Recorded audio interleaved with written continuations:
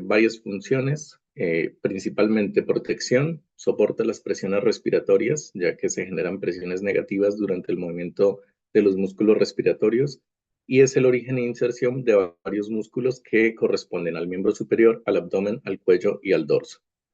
Tiene una forma de cono truncado, como podemos ver en el esquema que tenemos al lado derecho, y algunos de los músculos se tratan en el miembro superior.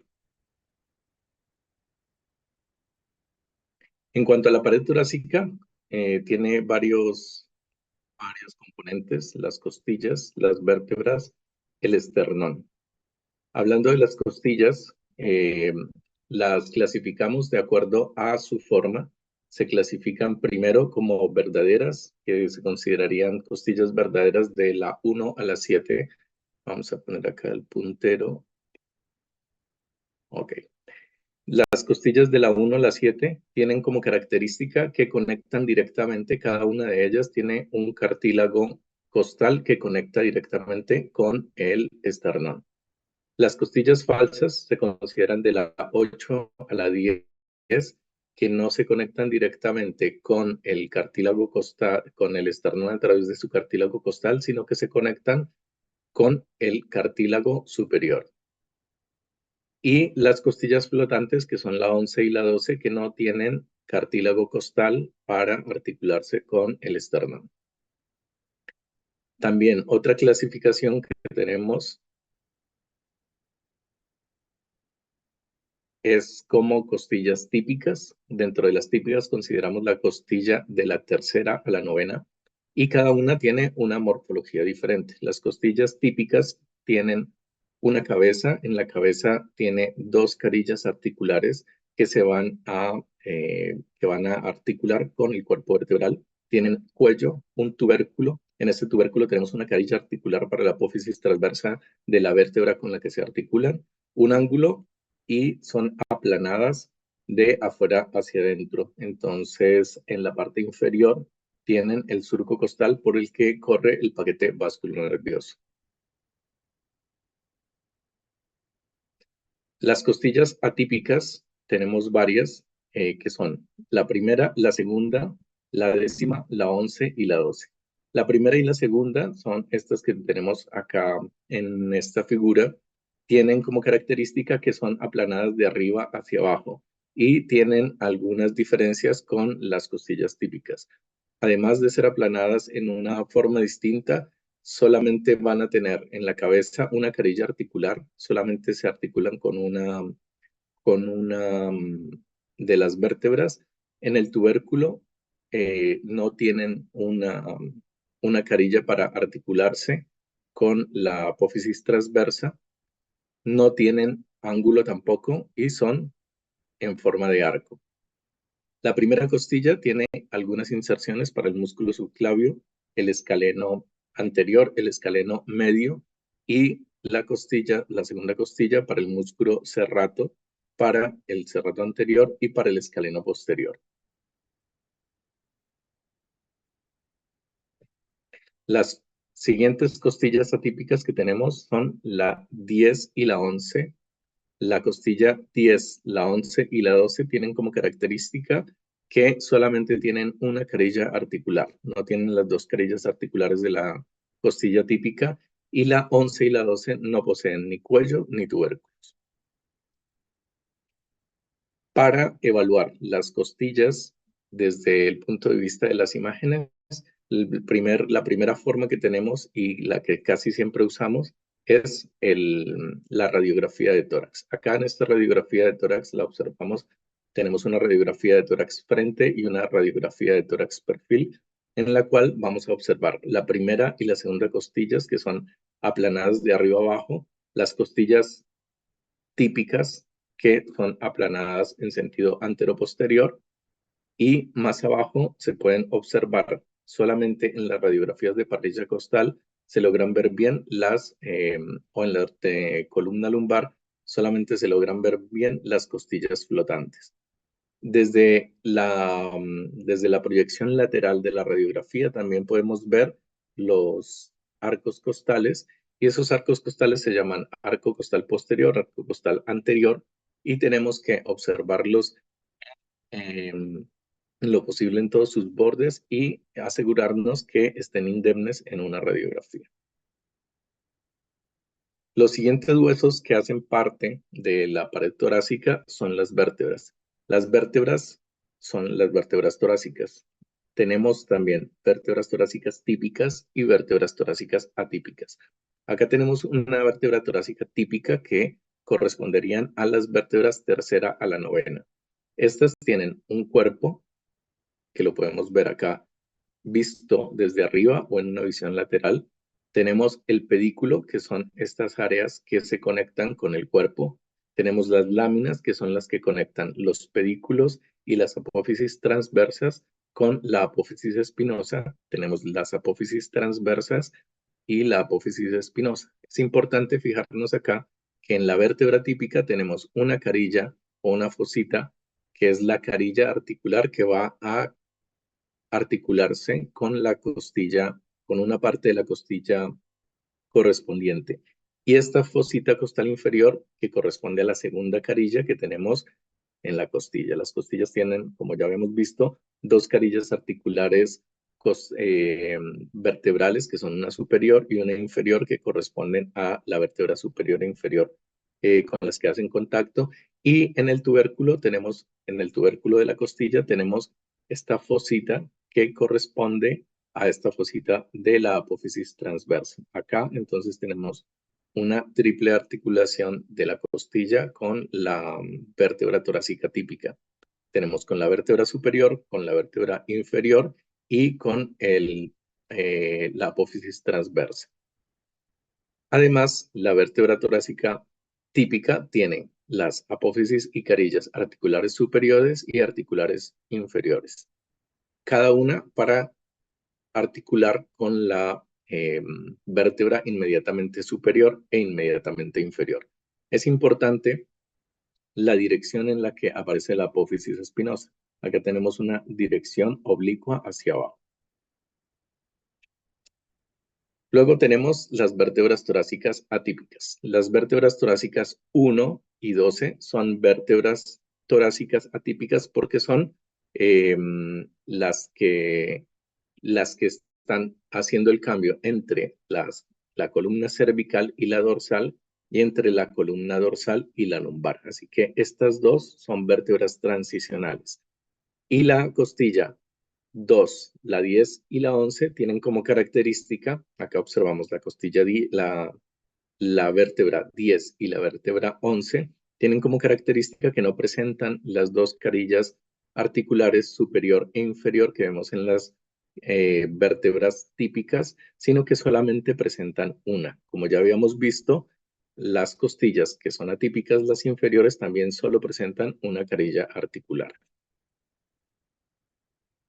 Para evaluar la anatomía de la vértebra, nosotros utilizamos, digamos que de la columna torácica, utilizamos varias formas. Desde la radiografía convencional observamos una radiografía de tórax lateral en la que podemos observar acá el cuerpo de la vértebra, acá tenemos los pedículos, y eso es más o menos lo que podemos ver. En las vértebras inferiores podemos observar acá también algo de la apófisis espinosa y la dirección que tiene oblicua hacia abajo.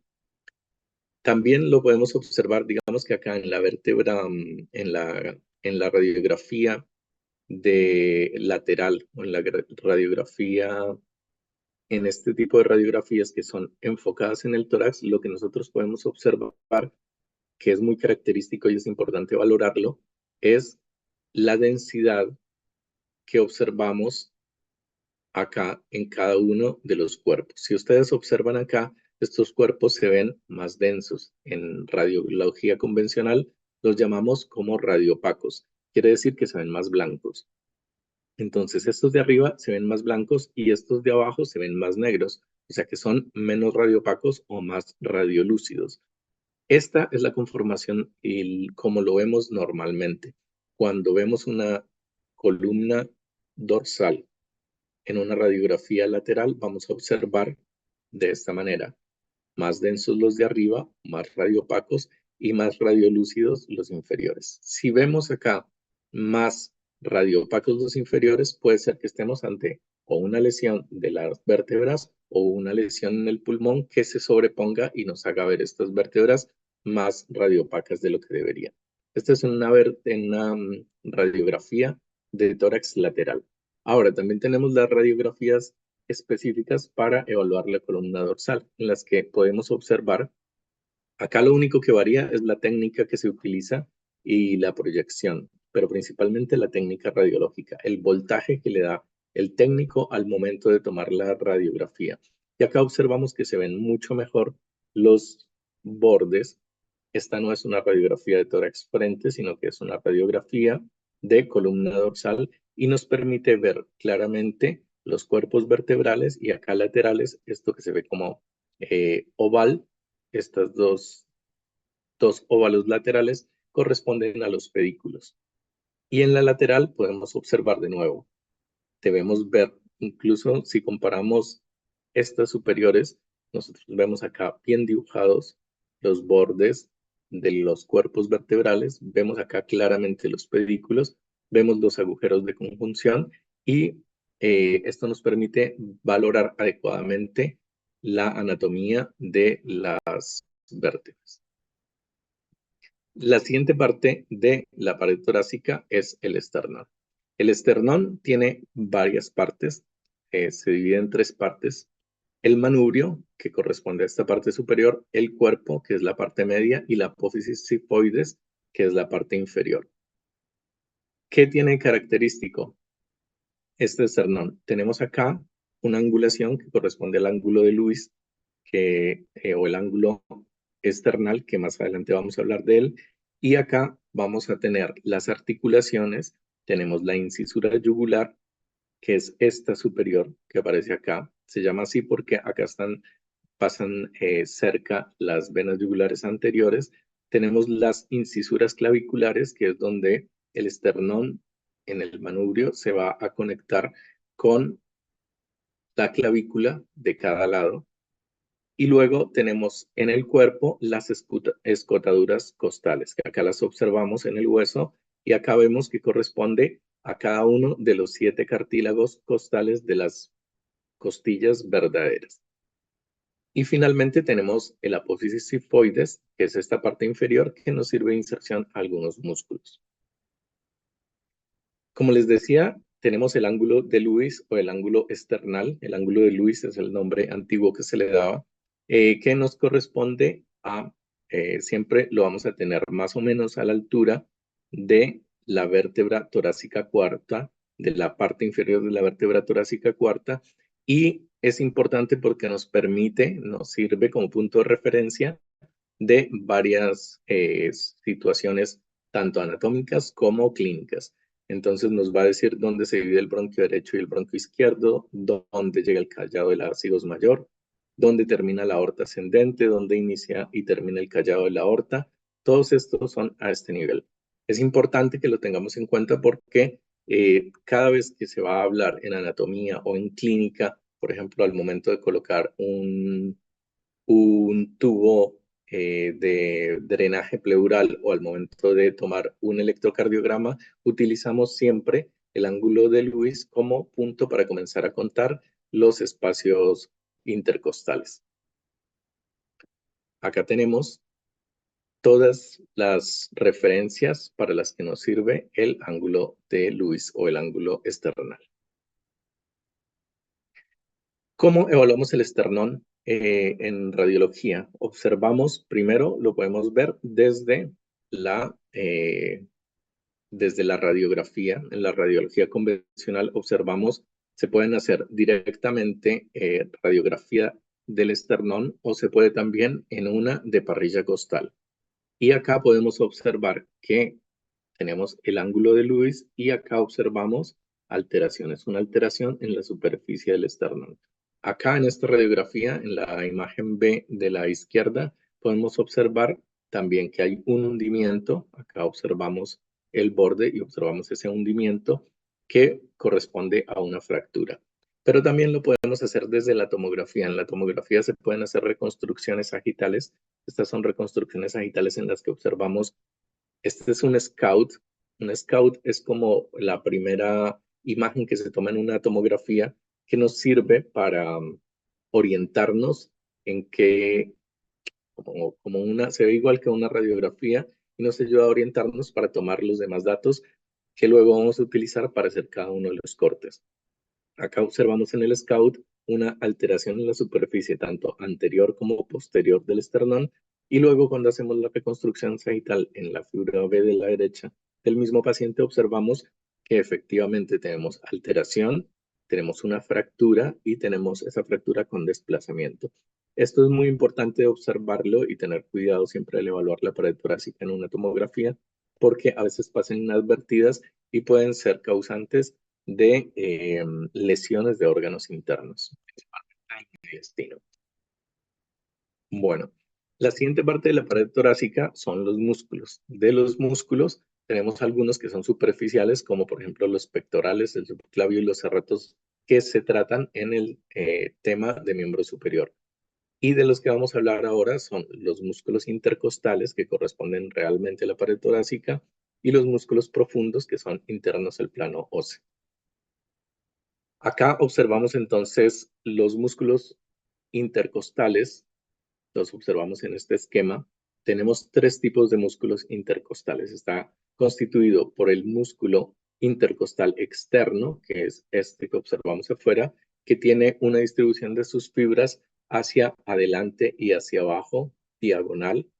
Luego tenemos el músculo intercostal interno, que tiene también hacia abajo, pero hacia atrás la dirección de sus fibras, y luego tenemos por dentro el músculo intercostal íntimo, que tiene la misma dirección de las fibras que el músculo intercostal interno.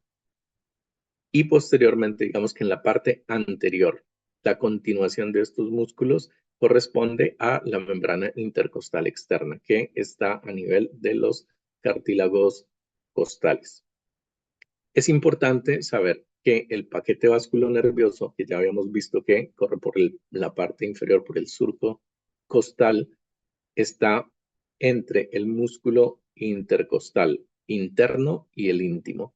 Y acá observamos digamos, el paquete vasculonervioso corresponde a vena, arteria y nervio, que para una mnemotecnia, para recordarlo, siempre es como van de arriba hacia abajo.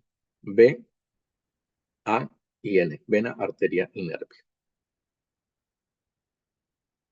Los otros músculos que corresponden a la pared del tórax son los músculos elevadores de las costillas. Estos están en la región posterior y vienen desde la apófisis transversa y se van a unir a la costilla que está justo por debajo. Entonces, estos nos van a ayudar, son músculos accesorios de la respiración que nos ayudan a elevar la costilla y tienen dos haces. Uno que es corto, que va hasta la costilla siguiente, y el otro que es largo, que va a la subsiguiente. Entonces todos tienen dos haces. Y por último tenemos el músculo más profundo que está por debajo del plano óseo y está justamente en la parte anterior, por detrás del esternón y de los cartílagos costales. También es un músculo accesorio respiratorio. Todos ellos nos van a ayudar al movimiento de la respiración y van a colaborar al movimiento costal durante la respiración, que va a ser realizado principalmente por el diafragma. Bien, el tórax, que tiene una forma, como ya habíamos dicho, de cono truncado, tiene dos aperturas, una apertura torácica superior y una apertura torácica inferior. En la apertura torácica superior tenemos varias paredes. Digamos que los bordes de esta apertura, que lo tenemos acá dibujada con un borde rojo, tenemos en la pared posterior, o el borde posterior corresponde a la vértebra torácica 1. El borde lateral corresponde al borde interno de la primera costilla. El borde anterior corresponde al manubrio esternal. Y el contenido vamos a tener la tráquea, el esófago, vasos y nervios. Todo lo que va y viene hacia el cuello y miembros superiores. La apertura torácica inferior, acá la observamos, es muy amplia y está acá dibujada en este esquema el borde con rojo. Y tiene también varios componentes, varios bordes. El borde posterior corresponde a la vértebra torácica 12, a la parte anterior del cuerpo de la vértebra torácica 12. El borde lateral corresponde a la 11ª y 12ª costillas. El borde anterior corresponde al apéndice sigmoides y el contenido es el diafragma, y en el diafragma es importante tener en cuenta los hiatos esofágico, aórtico y venosos, que los vemos acá en este esquema.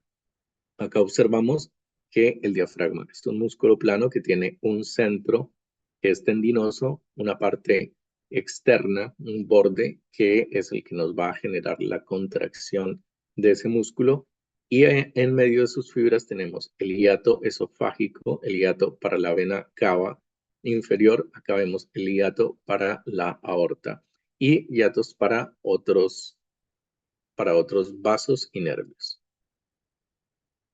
Luego de haber visto la pared torácica, vamos a hablar del compartimiento pleural. El compartimiento pleural, que sería este que vemos acá, eh, es justamente el compartimiento en el que se encuentran las dos pleuras. Y son dos compartimientos laterales, uno a la derecha y uno a la izquierda. Esta cavidad está revestida por la membrana pleural. Acá en este esquema es una forma fácil como para ayudar a entender cómo está la disposición de las capas pleurales. Si nosotros, como tenemos en este esquema, tuviésemos un globo que no está completamente inflado y empujamos dentro del globo nuestro puño, veríamos que nos va a quedar una capa en contacto con nuestro puño y una capa externa que queda por fuera. Más o menos, acá tenemos un pulmón que está parcialmente colapsado. Ese pulmón nos va a ayudar a entender si está colapsado. Vamos a tener una capa que está pegada al pulmón, que correspondería a una capa interna. Esta capa interna, que en el ejemplo estaría alrededor del puño. Tendríamos esta capa externa que está adosada a la pared, es una capa externa pleural, que sería la pleura parietal, y luego tendríamos unos lugares donde se unen esa pleura visceral y la pleura parietal, que serían estos recesos.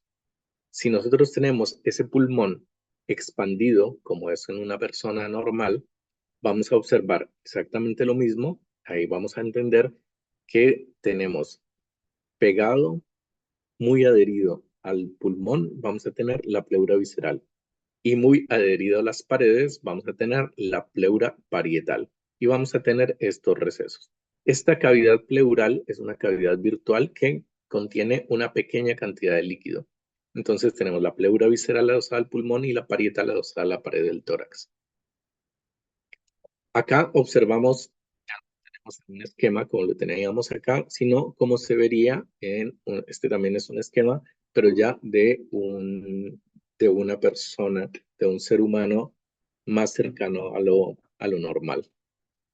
Acá vamos a observar esta parte que es más brillante, que correspondería a la pleura visceral. Esa parte es muy difícil de separar del pulmón y habría que disecarla para lograr separarla. Hace parte casi del pulmón.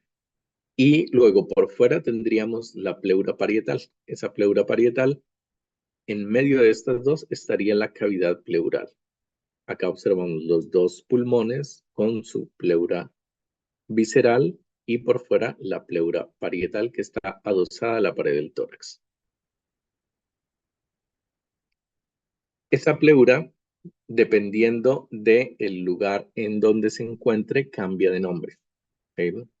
No tenemos solamente el nombre de pleura visceral y pleura parietal, así se llaman, pero además cada una tiene una parte dependiendo del lugar donde está.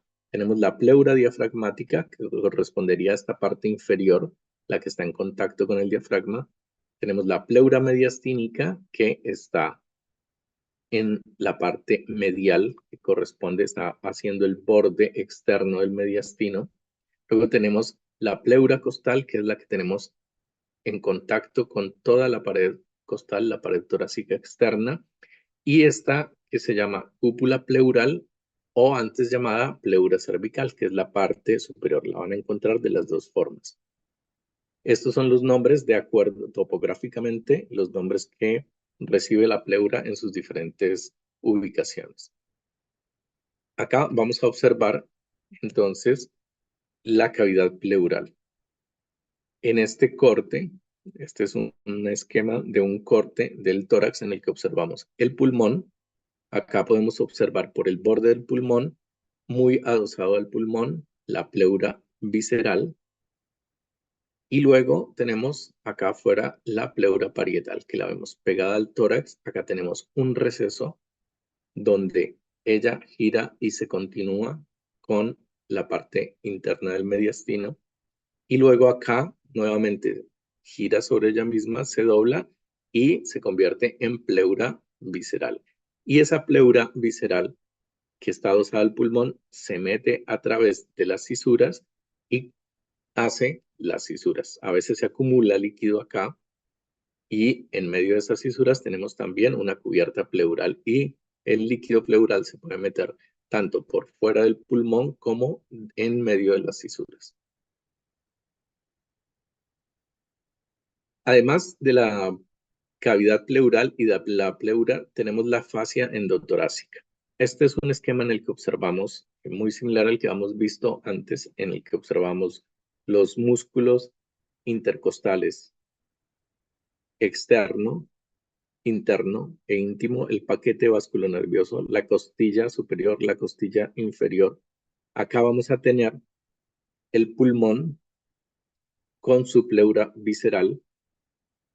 Luego tenemos la pleura parietal y por fuera de la pleura parietal tenemos la fascia endotorácica, que acá está dibujada con amarillo. Esta fascia endotorácica es una parte más, una pared más, una capa más de la pared del tórax y está recubriendo toda la parte interna del tórax sin hacer repliegues, sin pegarse al pulmón, está solamente por fuera y corresponde a la fascia endotorácica. Acá podemos observar además los recesos de los que hemos estado hablando, que son los lugares en donde la pleura se dobla sobre sí misma y nos forma como unas, llamémoslo así, como unas esquinas, unos pliegues en los que solamente tenemos algo de líquido. Esos pliegues, por ejemplo, acá tenemos el primer receso, que es el costo diafragmático, que acá lo observamos, es un pliegue de pleura parietal que permite el deslizamiento del pulmón durante el movimiento de la respiración. Cuando se hace la inspiración y el pulmón se llena de aire y el diafragma se contrae y se va hacia abajo, el pulmón se va llenando de aire y se va deslizando su punta, la parte inferior, su borde inferior, se va deslizando hacia abajo a través de este receso costo diafragmático. Luego tenemos el receso costo mediastínico, que ya lo habíamos visto anteriormente, que tenemos acá la pared costal, la pleura, la pleura parietal, y acá se dobla sobre sí misma y luego se viene a hacer como la parte, la pared medial de la cavidad pleural o la pared lateral del mediastino, y esta esquina que se forma acá, este pliegue que se forma acá, es el receso costo-mediastínico. Bueno, ya vimos entonces el compartimento pleural, la cubierta que tenemos por fuera, las capas de la pared, y ahora vamos a hablar del contenido. El contenido del compartimento pleural son los pulmones. Tenemos dos pulmones, pulmón derecho, pulmón izquierdo. El pulmón derecho es más pesado, es más corto, es más ancho, tiene 3 lóbulos y 2 cisuras. Esto es importante porque vamos a desarrollar este tema en el resto de la clase. Entonces tenemos acá los 3 lóbulos, las 2 cisuras, que tenemos una cisura horizontal, una cisura oblicua, Y tenemos el pulmón izquierdo, que solamente tiene dos lóbulos, lóbulo superior y lóbulo inferior. Este pesa menos, es más largo, es más angosto y tiene, como ya lo dijimos, dos lóbulos y una sola cisura. Acá observamos la ubicación dentro del tórax de un pulmón, de ambos pulmones, la vista anterior y posterior. Y acá observamos, dibujado con líneas punteadas, la pared costal y vamos a observar una vista anterior de los dos pulmones, derecho e izquierdo. Tenemos acá el lóbulo superior, el lóbulo medio y acá atrás el lóbulo inferior. Esto es visto desde adelante. Acá igual tenemos el lóbulo superior, acá observamos que no tenemos lóbulo medio, sino que el lóbulo superior se continúa con una parte que se llama la língula, que ya la vamos a ver más adelante, y luego en la parte inferior y posterior tenemos el lóbulo inferior. Ahora esta es una vista posterior en la que vemos acá el pulmón izquierdo, que tenemos su lóbulo superior y su lóbulo inferior. Y acá el pulmón derecho con el lóbulo superior, el lóbulo inferior y acá una partecita del lóbulo medio. Bien, este es el pulmón derecho. Esta es una vista externa, es como si estuviéramos viendo desde el lado derecho, desde afuera. Tenemos lóbulo superior, lóbulo medio, lóbulo inferior. Ese lóbulo inferior es posterior e inferior. El lóbulo anterior, el lóbulo superior es anterior y superior. Y el lóbulo medio es anterior e inferior. Acá tenemos la cara interna, donde también vamos a observar los tres lóbulos, superior, medio e inferior. Y acá tenemos el pedículo pulmonar. Acá tenemos el pulmón izquierdo. Esta vista sería desde el lado izquierdo, desde el lado de vista lateral izquierda, en la que observamos el lóbulo superior, el lóbulo inferior. Este lóbulo superior tenemos acá esta región que se llama língula. Esta língula corresponde a lo que sería el lóbulo medio en el pulmón derecho. Y acá observamos una visión medial en la que tenemos también de nuevo los dos lóbulos y el pedículo pulmonar. Es importante entonces que hablemos de la segmentación pulmonar. La segmentación pulmonar es lo que nos permite entender y saber dónde está ubicado un proceso patológico, ya sea una neumonía, un tumor, y esta es una ubicación tridimensional. Voy a hacer un paso rápido por esto, pero es importante entender que al menos debemos conocerla y tenerla en la mente. No sabérsela de memoria no hace falta, cuesta un poco ir aprendiéndola, pero entenderla.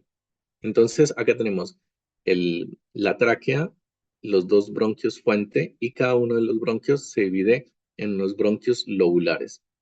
Como tenemos tres lóbulos al lado derecho, vamos a tener el bronquio lobular superior, el bronquio del lóbulo medio y el bronquio del lóbulo inferior.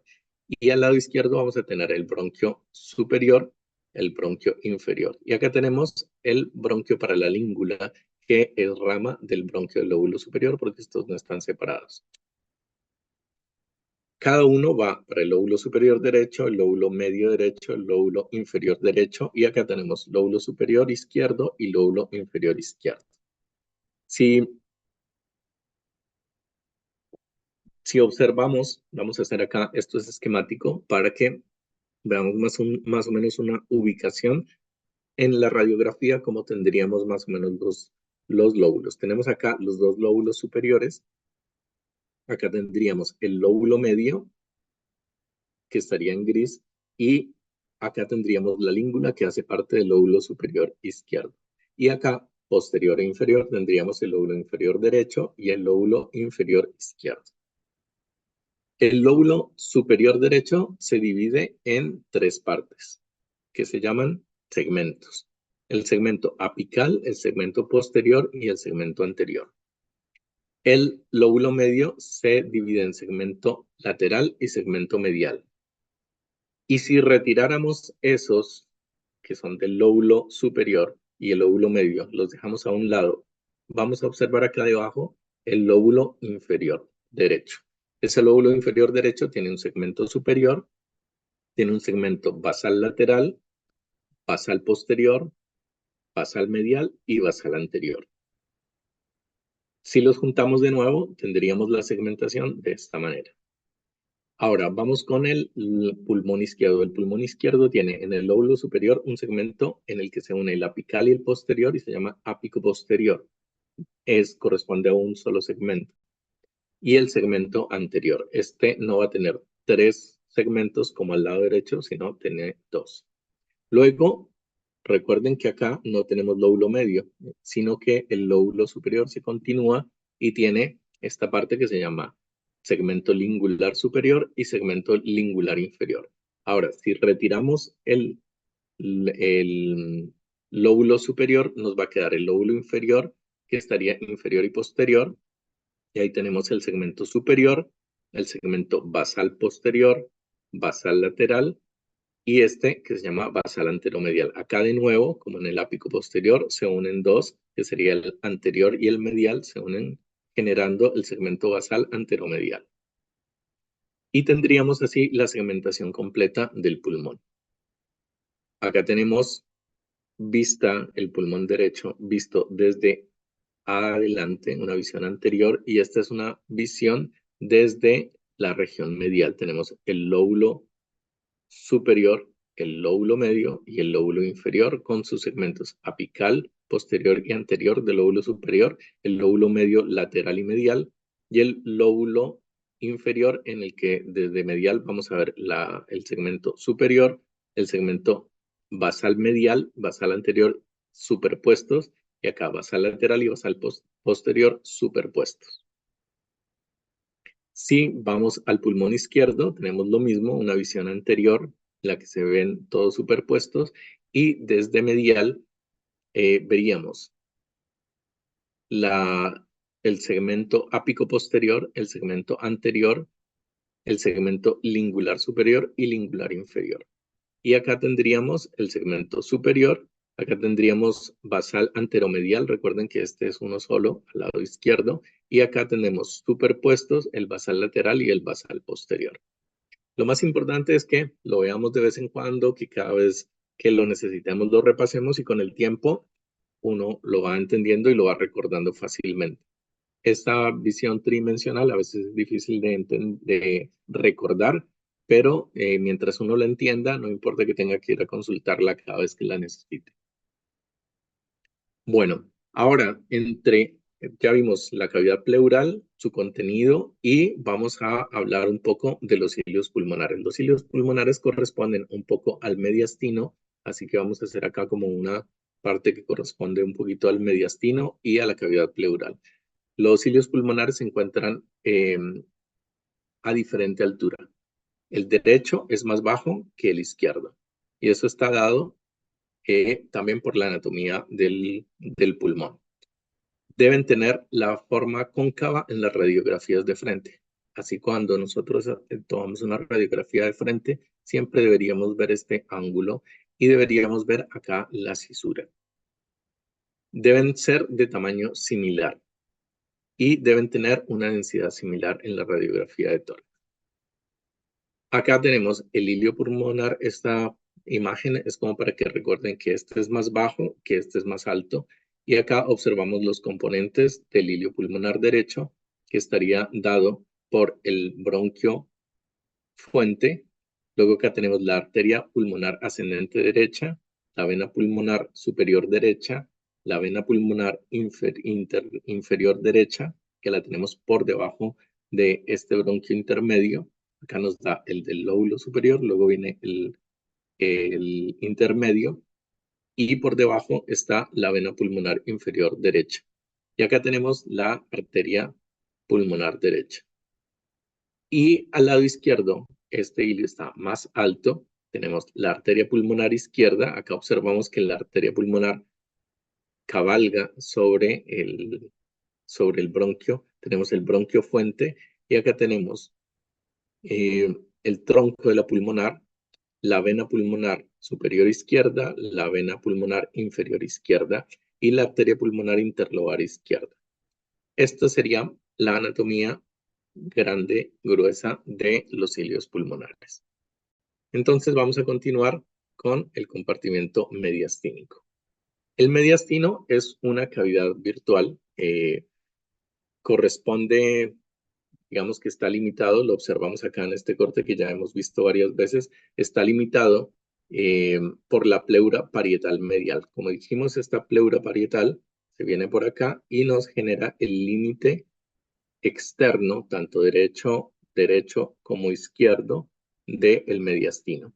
Y acá tenemos también la pleura parietal en la región posterior que nos termina de formar los límites laterales del mediastino.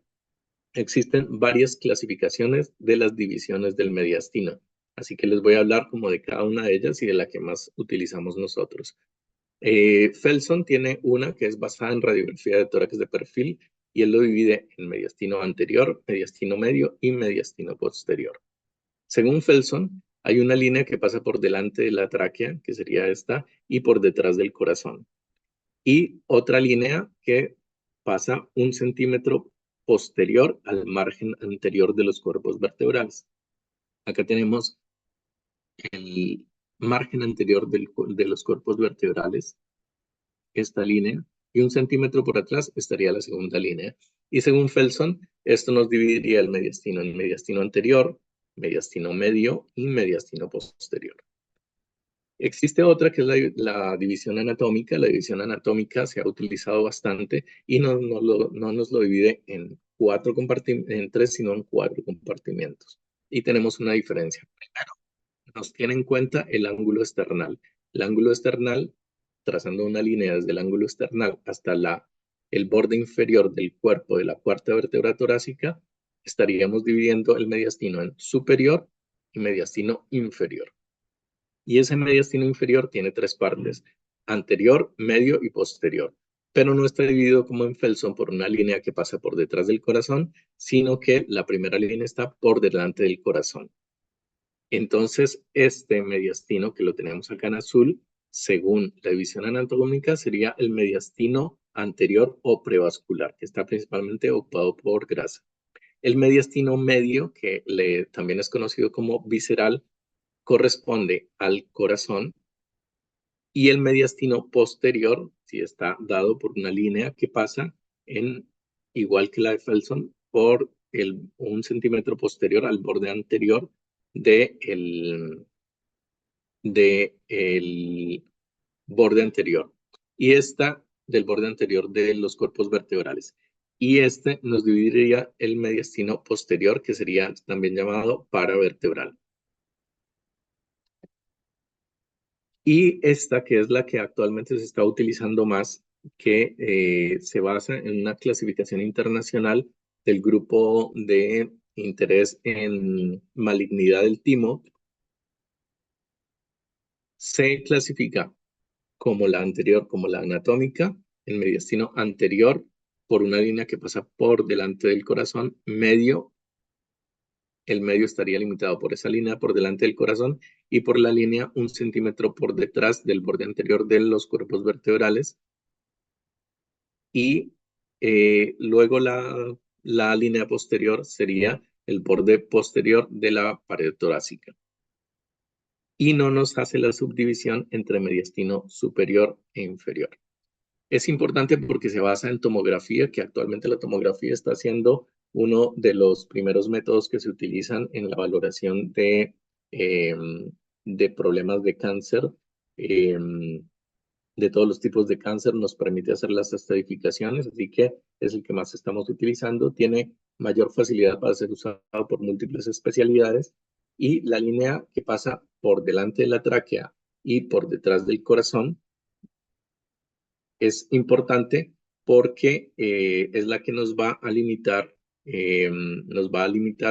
estos 2 compartimientos. Se llaman igual los 3 compartimientos: prevascular, visceral y paravertebral, y el límite superior está dado por el opérculo torácico, que ya lo describimos en las 2 aberturas del tórax.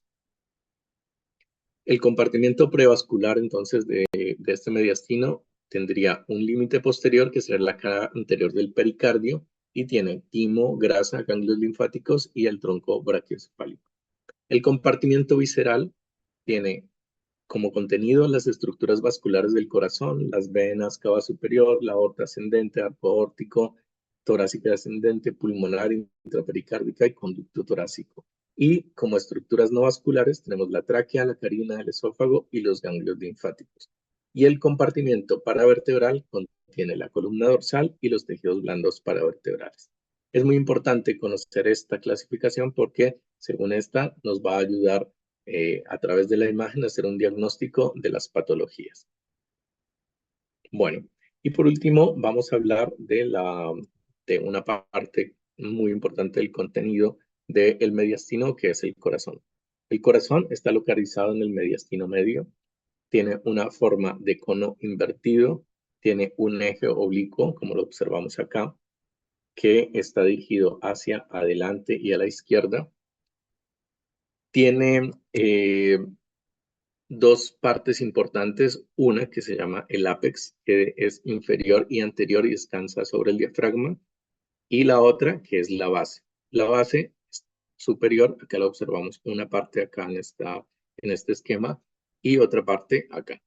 La base es superior, está formada por los atrios o las aurículas y corresponde a la entrada y a la salida de los grandes vasos. Sería toda esta parte la base del corazón y este sería el ápex. Acá vemos dibujada la base resaltada en verde. Tiene, ya habíamos dicho que está formada por los atrios, corresponde a la entrada y salida de grandes vasos. Y acá vamos a ver la desembocadura de las venas cavas, la vena cava superior y la vena cava inferior. Tenemos la desembocadura de las venas pulmonares. Acá tenemos las 4 venas pulmonares desembocando en la aurícula izquierda.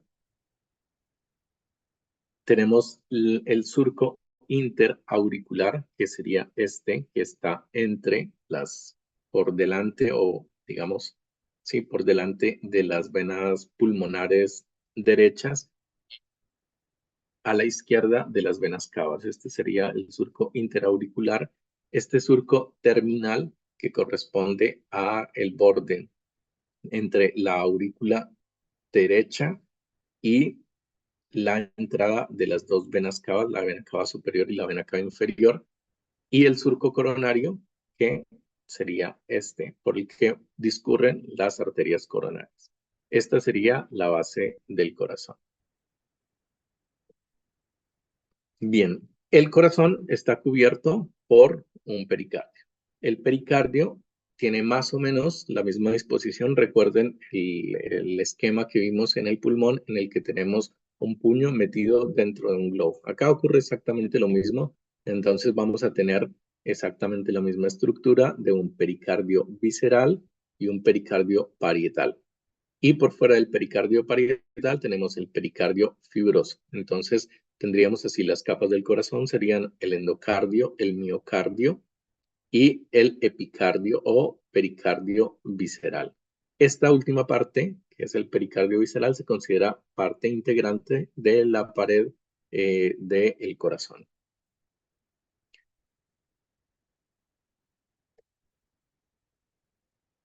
El corazón, como todos sabemos, tiene 4 cámaras, que son los atrios o aurícula derecha, aurícula izquierda, los 2 ventrículos, y tiene 4 válvulas. Tenemos 2 válvulas semilunares que corresponden a estas, que son la válvula semilunar aórtica, la válvula semilunar pulmonar y las válvulas atrioventriculares que corresponderían a la mitral y a la tricúspide. En radiografía es importante una línea que se llama la línea de Jefferson. Esa línea de Jefferson se traza entre el ápex del corazón hasta el bronquio, hasta la carina. Y nos va a separar, esa línea nos va a separar digamos que nos sirve para identificar las válvulas. Entonces las que quedan por delante y por arriba de esa línea son la válvula aórtica y la válvula pulmonar. Y las que quedan por debajo de esa línea serían la válvula mitral y la válvula tricuspidea. Y acá vemos la disposición, cómo estaría dibujado el corazón y sus 4 cavidades en una radiografía anteroposterior y en una radiografía lateral. Acá observamos la silueta cardíaca. La silueta cardíaca es importante porque si nosotros conocemos cada una de las partes del corazón, que son las que vamos a ver a continuación, vamos a poder identificar esta silueta cardíaca que es importante en el diagnóstico de muchas patologías. Entonces, esa silueta cardíaca, que la observamos acá en esta radiografía, tiene dos bordes, un borde derecho y un borde izquierdo. El borde derecho varía en algunos autores, pero digamos lo más aceptado corresponde. La parte superior es la vena cava superior y la parte inferior de ese borde corresponde a la aurícula derecha. Recuerden que acá tenemos la aurícula derecha.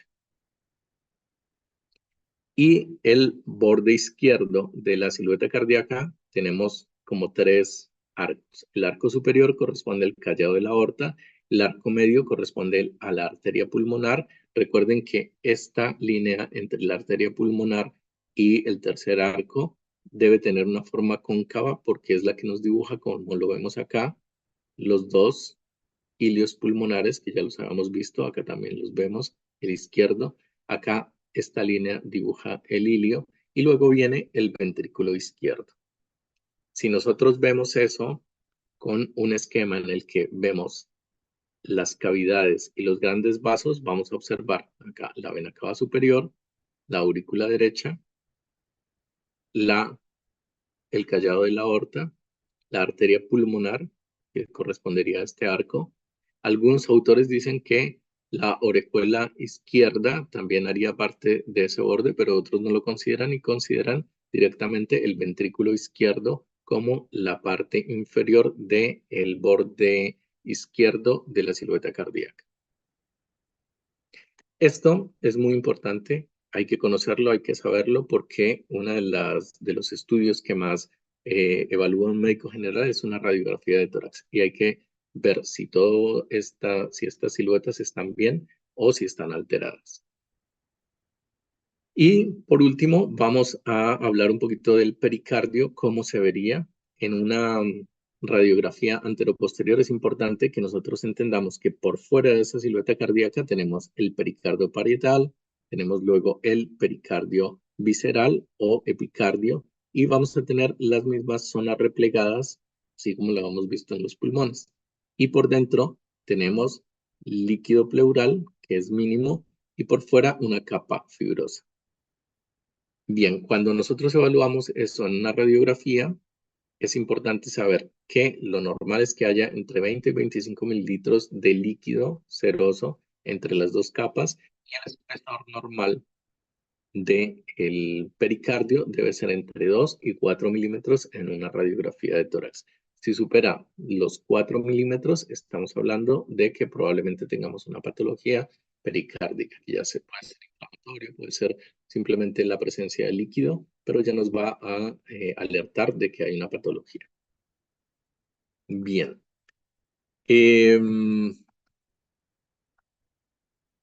Bueno, estas son algunas metodologías diagnósticas que utilizamos cuando vamos a evaluar el tórax. Entonces vamos a evaluar la pared torácica, siempre evaluamos el situs, la localización, el tamaño y la forma del corazón.